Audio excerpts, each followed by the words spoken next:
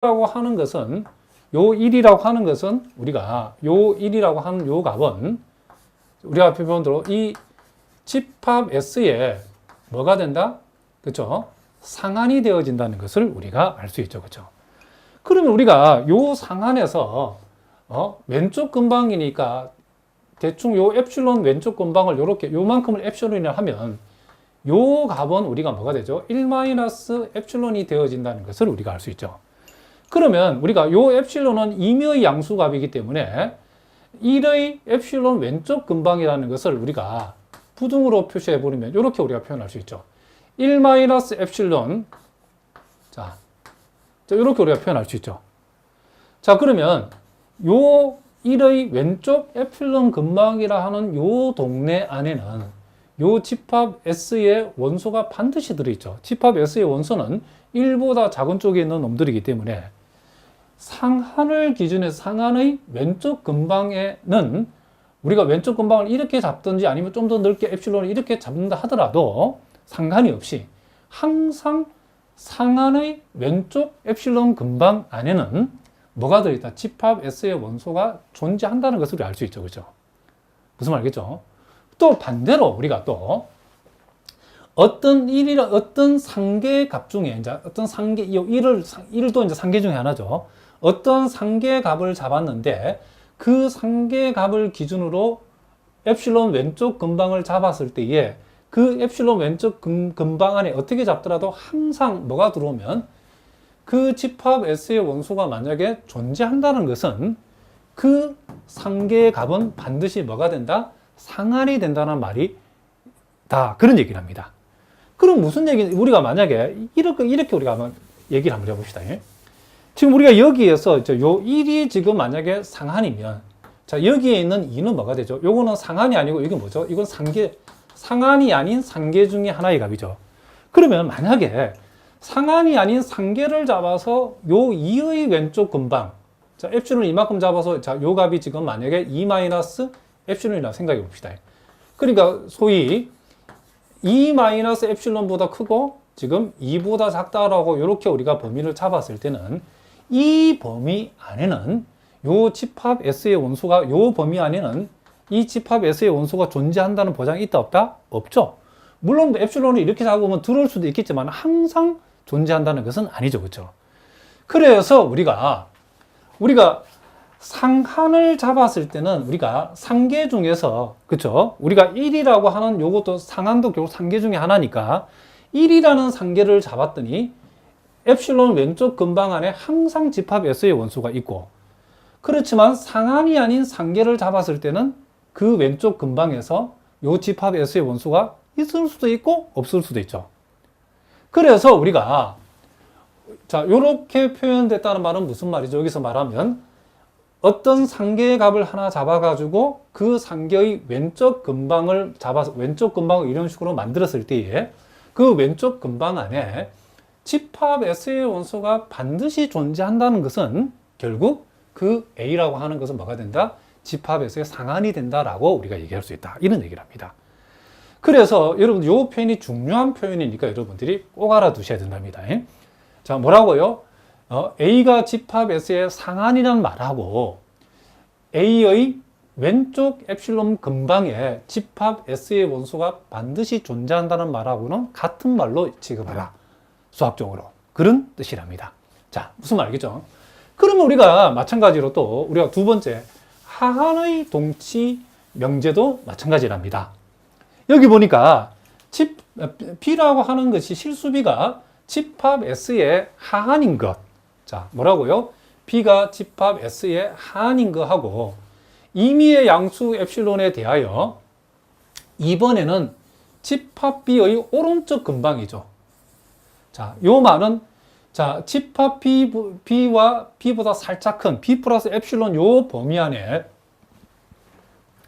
집합 S의 원소가 반드시 존재한다는 거하고 B가 하한인 거하고는 서로 뭐가 된다? 동치가 되어진다라고 얘기했다는 거죠. 자, 요 예는 우리가 요렇게 우리가 또 예를 한번 들어볼 수 있겠죠. 자, 집합 S가 X를 원소로 하는데 X가 만약에 0보다 크다라고 이렇게 한번 해보자는 거죠. 자, 그러면 우리가 자, 여기에 지금 0이라는 값이 있는데, 자, 이 표현들 하자면 요 P가 지금 0이란 말이죠.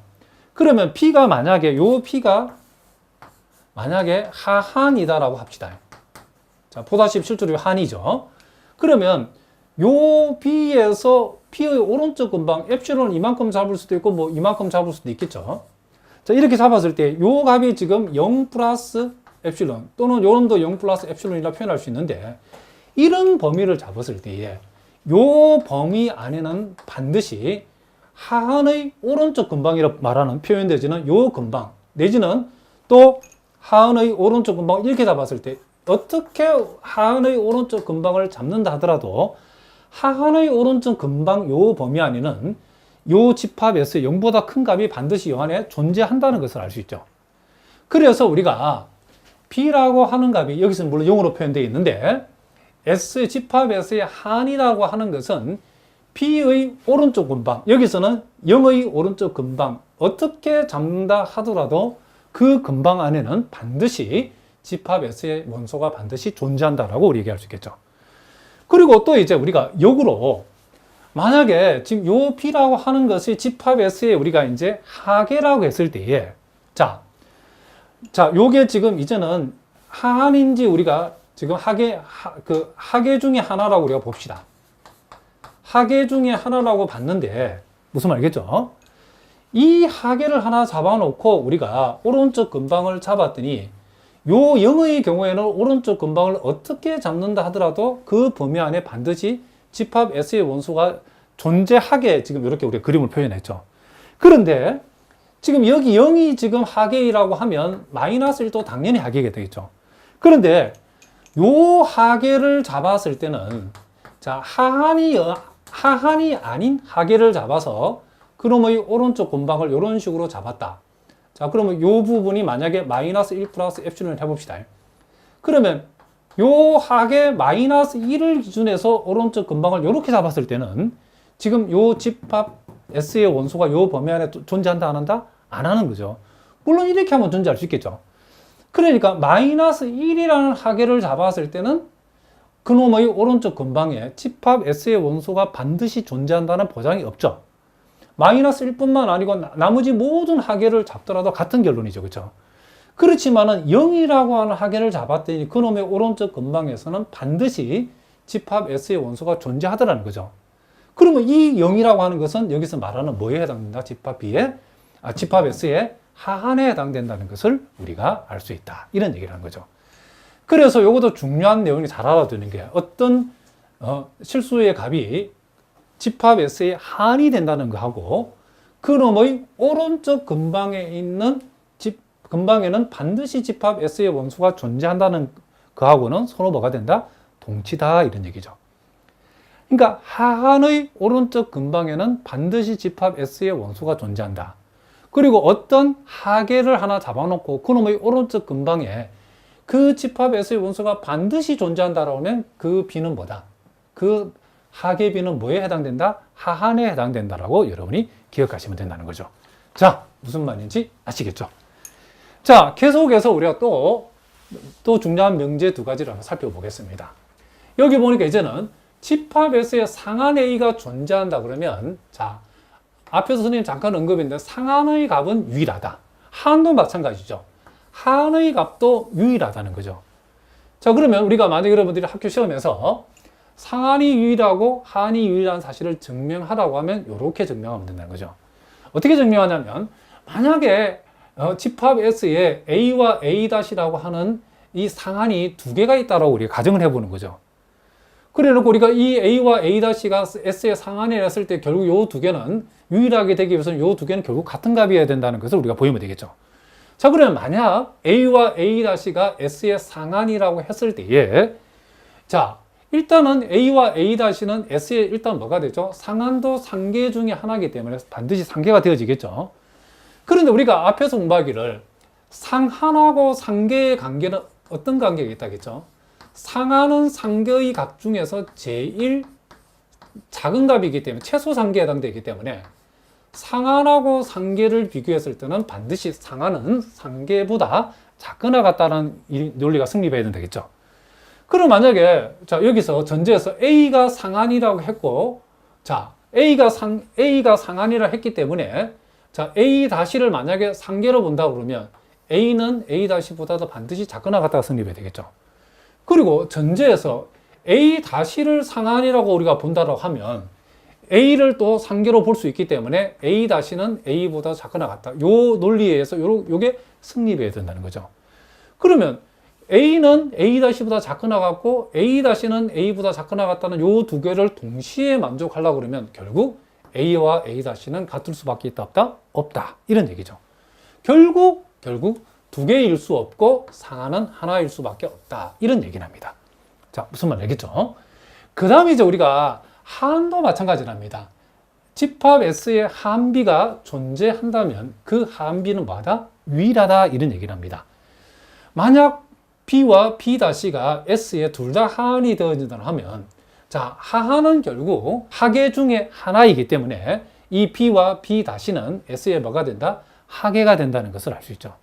그런데 우리가 앞에서 공부하기를 하한이라고 하는 것은 하계 중에서 제일 큰 값, 최대 하계를 우리가 하한이라고 했기 때문에 하한의 값은 하계의 값보다도 항상 크거나 같다는 것을 우리가 알 수 있다는 거죠. 자, 그럼 우리가 전제에서 P라고 하는 것을 S의 하한이라고 우리가 전제했기 때문에 자, P-를 만약에 하계로 본다라고 하면 자, P는 B-보다 크거나 같다를 만족해야 되죠. 하한은 하계보다도 항상 크거나 같다. 그리고 만약에 P-가 S의 하한이라고 또 전제했기 때문에 P를 하계로 본다고 그러면 P-는 또 B보다 크거나 같다가 성립해야 되겠죠. 그럼 요 두 개는 결국 B는 B-와 같다는 결론에 도달한다. 그런 얘기죠. 그래서 하한 B라고 하는 것도 역시 뭐다? 유일하다는 것을 우리가 알 수 있다. 이런 얘기를 합니다. 자, 무슨 말인지 아시겠죠?